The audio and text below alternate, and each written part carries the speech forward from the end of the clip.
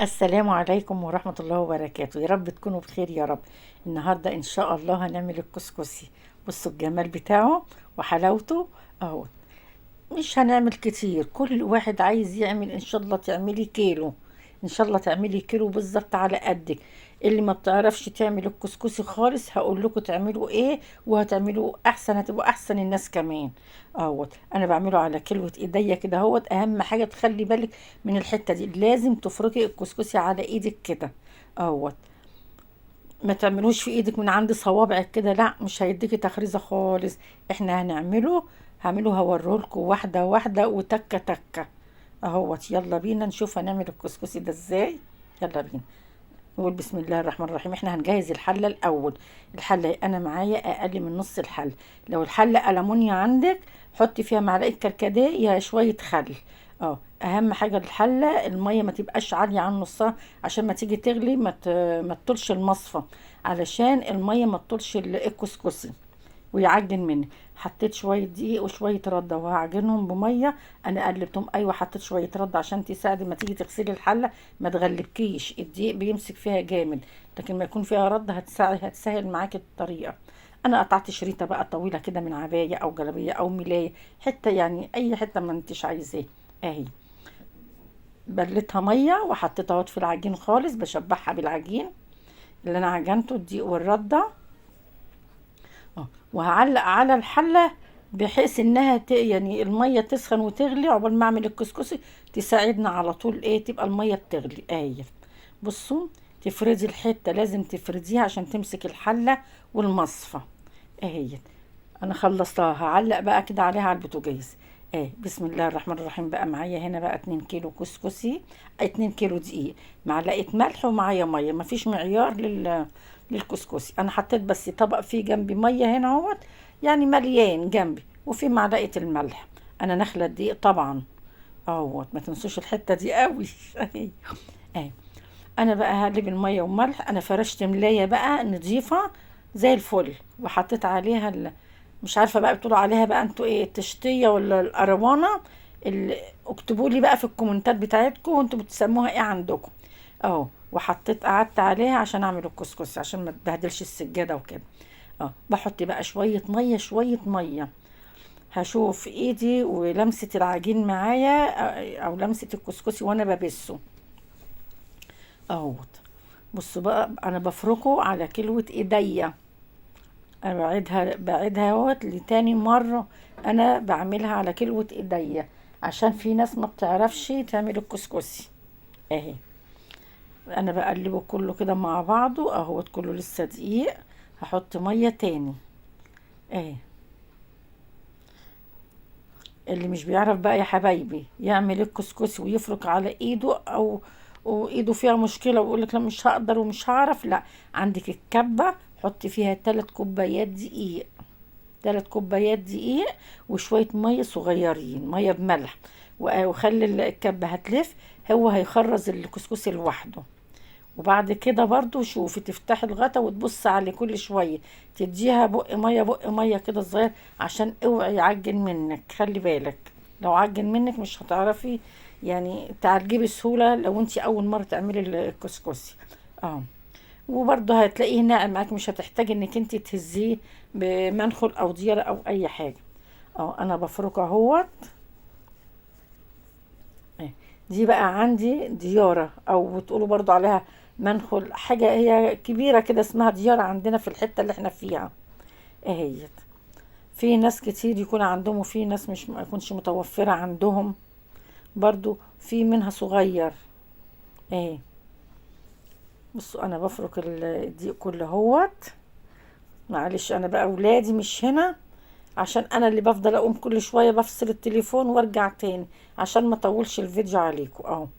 انا كده خلاص كله فركته كله مره واحده. شوفوا كله يعني تحس ان اللون اتغير خالص. ما بقاش فيه كلاكيع ولا حاجات كتير. بصوا على ايدي برضو اهو،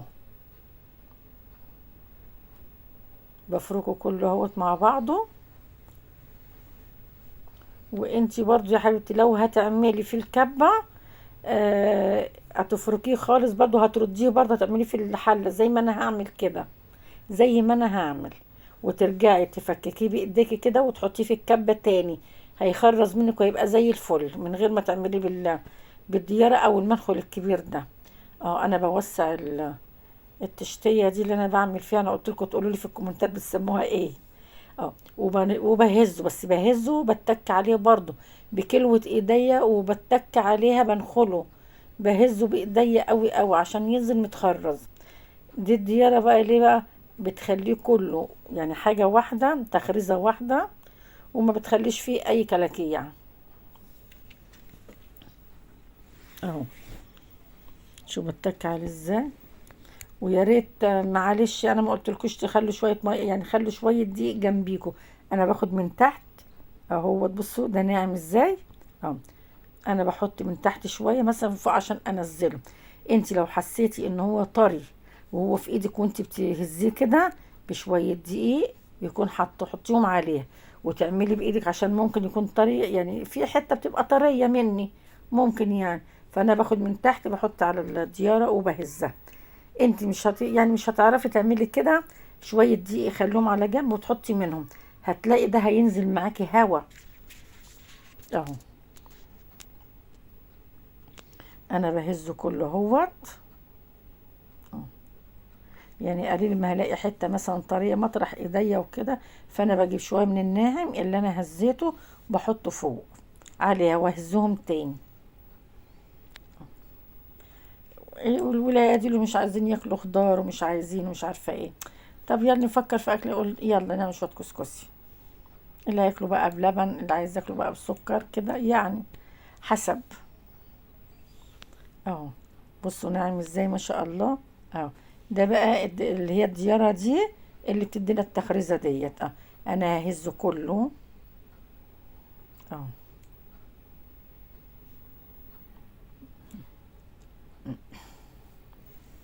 مشكلة عشان كل شوية بقوم واقعد بقى، معلش بقطع لكم الفيديو عشان ما يبقاش طويل كمان. اه دولت اخر حبة في ايديا. ايه خلي بالكم من الحتت الطرية دي قوي، ممكن تغلبكم شوية شوية دقيق. دقيق هتنزل معاكم بسرعة. اه انا باخد شوية من تحت وبحطهم عليها برضو اهوت عشان انزلهم.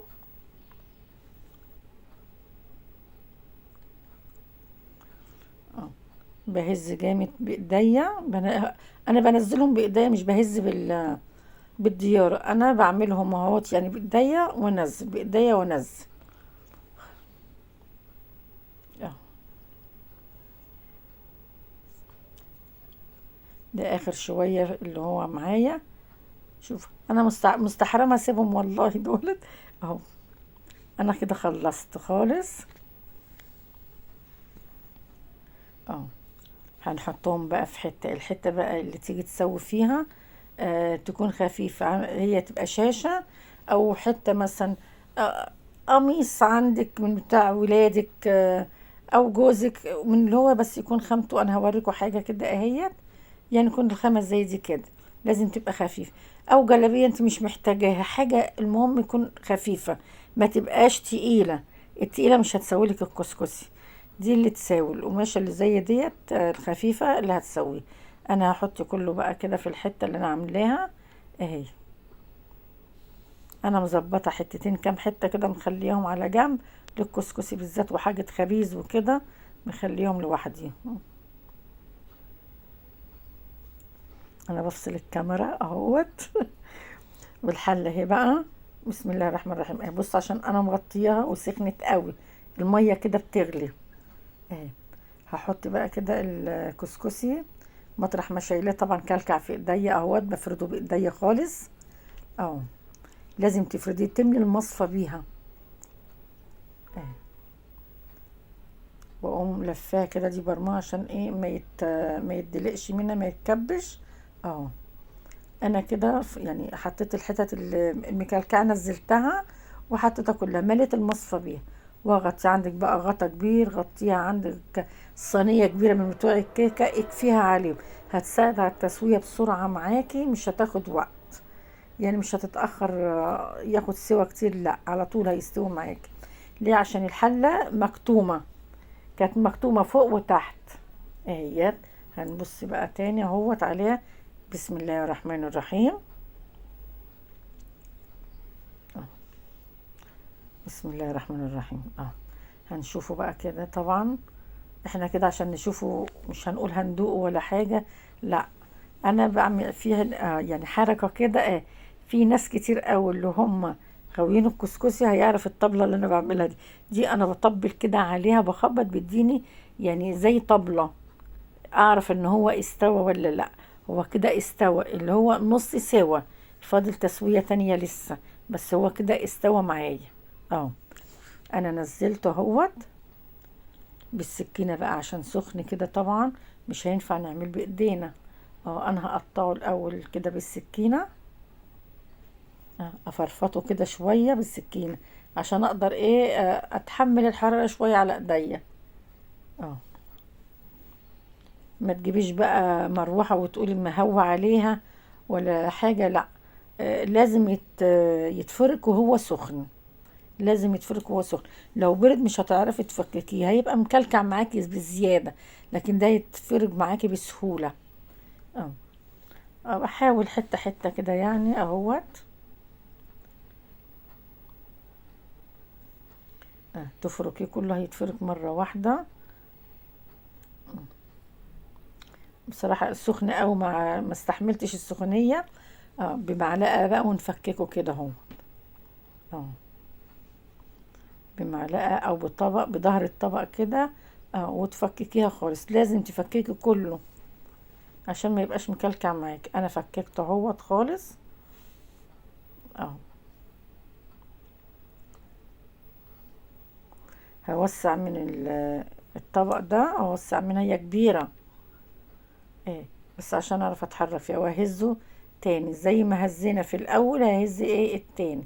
اه ده بقى المنخل اللي بقول لكم عليه الصغير ده. لو ما عندكيش مش عايزه الكبيره وتقولي هتاخد مكانه وكده، لا. قولوا انا عايزه منخل للكسكسي. ما في زيه للرز، بس الرز هيبقى ضيق برضو، لا. انت تجيبي بتاعه الكسكسي تبقى واسعه عشان الكسكسي تبقى مخرزه كده تخريزه حلوه. انا بهزه تاني اهوت. اللي انا عملته في الاول هعمله في التاني اهو.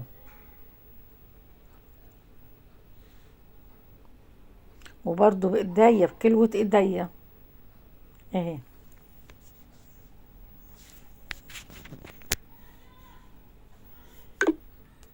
بهزه جامد اهوت خالص، بفركه او بنزله اهو. شوف بسم الله ما شاء الله. اهو شوفوا عامل ازاي. كله يعني اللي هو يعني كله مقاس واحد، كله مخرز تخريزه واحده. ايه هنا بقى الكهرباء قطعت معلش. التصوير غامق، يعني الصورة غامقة. احنا عندنا كل يوم بتقطع ساعة في الوقت والحظ بقى اللي انا بصور فيه، فمعلش. اهي انا هحط بقى كيس ده، معايا كيس بيكنج باودر، انا واخدة منه معلقة، والباقي هنا هوت هيجي يعني قد ايه كده اشوف. يعني معلقة كبيرة من بتاعة الاكل. معلقة كبيرة. هحط الكيس كله كده اهوت وهقلبه كله بيها. اه البيكنج باودر ده بيخليه حلو قوي حقيقي، يعني بيخلي لما بتيجي كده يستوي خالص وتمسكيه في ايدك وانت بتفركيه، بتحس كده ان في ايدك ماسكه زي حب يعني حته قطنه او السفنج، بيفك كده مره واحده. تعرف ان الكسكسي ده 10 على 10 يا ميمي. اهوت. هتحطي طبعا عليه ميه تاني مش زي الاول، لا اقل. هنا هحط له يعني هو خد مني، اللهم صل على النبي، يعني اللي هو قيمة كوبايتين الا ربع، كوبايتين الا ربع مية، اللي هي الكوباية المعيارية بتاعت الشاي المج ده. انا عارفة انا بحط ايه، يعني انت عشان ما تيجي تحطي تبقي عارفة حسابك على كده. المية ما تحطيش مية كتير عشان ما يعجنش منك. هو مش هيعجن في قدامك، لا، يعجن في المصفى. لو المية كتيرة زايدة هيعجن من في قلب المصفى. اه انا بفرفته خالص اهوت مع بعضه كله اهوت. وكل وادي المية اتحطت له كمان مية وملح برضو، يعني مية وملح. احط له شوية مية كمان اهوت. اللي مش هيعرف يعاير بالكوباية. علبة كوباية للمية للمرة التانية بس، الاولاني مفيش معيار مية اهو. دي حتة طرية خالص هنشيلها عشان ما تعجنش الكسكسي في المصفى. هنحطه برضو في الحل في الحتة، ونحطه على الحلة تاني على المصفى. ده انا عملته مرتين كده. ده يعني بنقول ان هو برد تاني مرة اهو. ده اهو نشوفه بقى كده استوى، عامل ايه اخباره. بسم الله الرحمن الرحيم. شوفوا المعنى. بصوا بقى يعني مفلفل خالص اكن زي الرز. اه كده يبقى استوى كده خالص، ولا محتاج نطبل عليه ولا اي حاجه. ايه ده بقى هنزله من على من على المصفى، يا دوبك بالمعلقه كده بس، ومش هنفرك ولا نعمل اي حاجه. انا زودت الحله المره التانية. انا هزيت الحله كده لقيتها ايه ناقصه ميه كتير، فانا زودتها وهي في قلب المصفى قبل ما احط الكسكسي. على كده انا قلت اقول لكم اهي. هزيتها لقيتها ناقصه ميه، حطيت لها شويه قيمه كوبايتين كده برضو. خلوا بالكم اوعوا الحله تنشف منكم، هتديكوا ريحه الشيطان للكسكسي وهتخليه لونه زي البني كده. اه ده انا هنزله بقى خالص اهوت. ده ما خدش حاجه. وادي الكسكسي بعد ما خلص يا حبايب قلبي اهوت. بصوا الجمال بتاعه اهو. عايزينه بقى تاكلوا مسكر، عايزين تاكلوه شوربه خضار بالسلطه، في ناس بتحبه زي ما هم عايزين اهوت. اهو انا قلت لكم واحده واحده وخليت بالتفاصيل وانا بقوله لكم. شفتوا الجمال بتاعه اهوت. انا قلت لكم على كل التفاصيل بتاعته، وعملت لكم ايه للحله تحطوا كركديه وايديكم لازم. اللي قلت لكم مره تانية تفركوا على كلوه ايديكم اهو. بصوا الكسكسي اهو. اه يا حبايبي، ان عجبكم بقى الفيديو ما تنسونيش في اللايك الجميل بتاعكم والاشتراكات الحلوة. ربنا يخليكم ليا يا حبايبي اهوت اهو. خلاص يا حبايبي، السلام عليكم ورحمة الله وبركاته.